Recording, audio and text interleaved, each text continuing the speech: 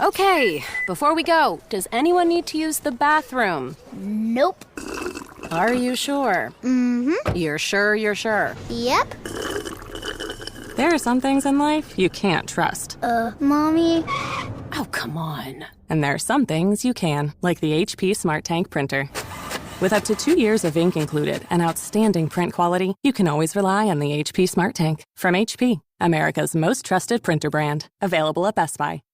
Get a new Apple Card account by July 25th and get 10% back on App Store purchases for your first 6 months. Up to $100 daily cash. Terms apply. You can earn on games like Candy Crush Saga and Roblox, subscriptions like Apple TV Plus, in-app purchases, and all the good stuff. Apply now in the Wallet app on iPhone. Subject to credit approval, 10% daily cash earned on up to a maximum of $1,000 in qualifying purchases is valid only for the first 180 days for new Apple Card accounts opened between 7/11 and 7/25. To make a qualifying purchase, your new Apple Card must be set as the default payment method for the Apple ID associated with your Apple account in the App Store. You must have a zero balance on all digital Apple accounts associated with your Apple ID. Visit apple.co/App Store for more important offer details. Hello.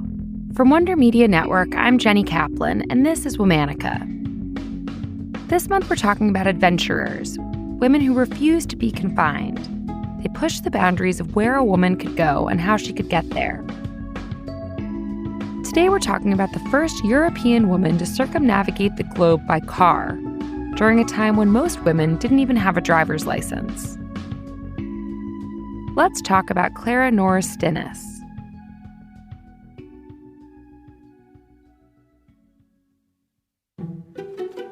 Clärenore Stinnes was born on January 21, 1901 in Mulheim, Germany. She grew up in a home with traditional gender roles. Her mother was a homemaker, and her father was the breadwinner. But this dynamic didn't resonate with Clärenore. She saw no difference between men and women, so why did society expect different things from them? Clärenore demanded equal treatment as her brothers. She also took an interest in cars from a young age. She loved memorizing makes and models. As she got older, that interest in cars turned into a passion for driving. She got her driver's license when she was 18 years old. Clärenore got a lot of criticism for her behavior. People said she didn't know how to act like a girl, but she was unfazed. At the time, Clärenore's father, Hugo, was one of the most successful industrialists in the country, and Clärenore was ready to follow in his footsteps. When she finished school, she spent 9 months traveling throughout South America as her father's proxy. When she returned to Germany, she worked as a secretary in his office. Clärenore saw a bright future and a clear path, but her career came to a sudden halt when her father died in 1924. Without her father there to advocate for her, Clärenore was pressured to find a husband and get married. But she had no interest in that life. Instead, she decided to distance herself from her family and become the modern woman she was destined to be. She cut her hair short and traded in dresses and skirts for a suit and tie. Clärenore had a driver's license and a desire to be financially independent. That, plus her status as the daughter of an industrial tycoon, landed her a spot in an all-male motor race. The head of a car manufacturer thought a woman behind the wheel would be great for business, a spectacle, an oddity. Clärenore shocked everyone when she came in third place. She said, "From then on, I risked my life almost every weekend to win a car rally." Clärenore racked up at least 17 wins in this male-dominated sport. She drove fearlessly and with great expertise in car technology. In 1925, Clärenore was the only woman to enter an international car rally in Russia. The race spanned over 1,600 miles. Out of 53 participants, Clärenore came in first. After driving through Russia, Clärenore had a desire to see the world. She also wanted to dispel the belief that German products were insufficient. She decided the best way to do that would be to drive all the way around the globe in a German car. Through sponsorships with car manufacturers, Clärenore raised enough money to fund her trip. The German carmaker Adler gave her a dark green sedan and a company truck. Clärenore also put together a team to accompany her on this journey. The team included her dog, Swedish filmmaker Carl Axel Soderstrom, and 2 Adler factory mechanics. Her planned route took them through the Middle East to Russia. From there, they would go to China, Japan, South America, and the US before going back to Europe. She estimated they would be back in Germany within a year. On May 25, 1927, Clärenore set off to make history. The Adler sedan was different from Clärenore's usual high-speed sports car. This car had a top speed of 53 miles per hour. On a good day, she could average around 62 miles per day. The team had a number of issues from the start. Long distances through rough terrain or no roads at all meant numerous breakdowns. But the team wasn't discouraged. They made the necessary repairs and kept it moving. They finally made it to Moscow at the beginning of winter. Russian officials encouraged Clärenore and her team to wait till spring to avoid the icy conditions. But she refused. By the time they reached Lake Baikal, which sits in between Russia and Mongolia, it was just Clärenore and her filmmaker, Karl. The two mechanics had had enough of the dangerous conditions, and of Clärenore's relentlessness. Clärenore and Karl had to spend 10 weeks waiting for the lake to freeze over so they could drive over it as a shortcut. They hunted and filmed and developed a close bond. Finally, it was time to cross the lake. Clärenore started off cautiously, but began to feel the ice crack underneath her. She picked up speed. Up ahead, she saw a horse and carriage. Suddenly, it broke through the ice. Clärenore decided to gun it. For 3 hours, Clärenore sped across the frozen expanse, desperate to reach solid ground. Finally, she and Karl made it. They celebrated with a bottle of cheap Russian vodka. Despite their luck, trouble continued to find the pair.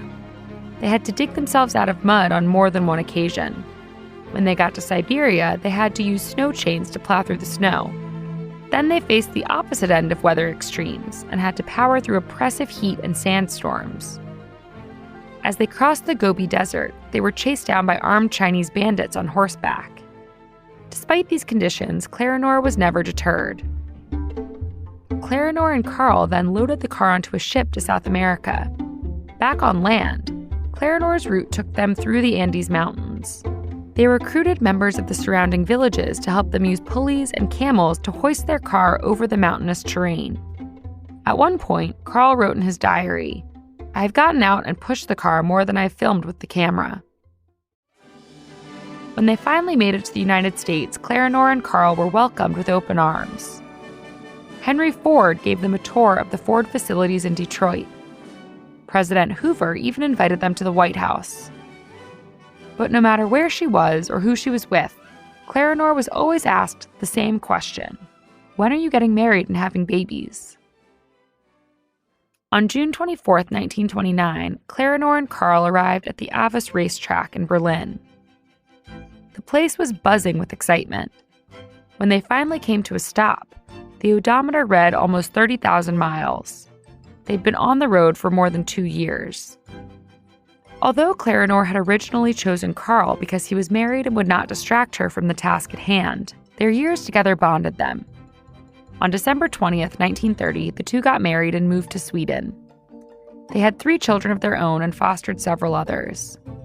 Together, they produced the documentary Across Two Worlds by Cars, which was released a few months after their wedding.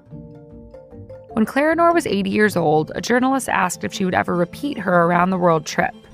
Clärenore replied, "If I could bring together all the nations of the world, I would do it again, despite my age." Clärenore Stinnes died on September 7, 1990. She was 89 years old. All month, we're talking about adventurers. For more information, find us on Facebook and Instagram at Womanica Podcast. Special thanks to Liz Kaplan, my favorite sister and co-creator. As always, we're taking a break for the weekend. Talk to you on Monday.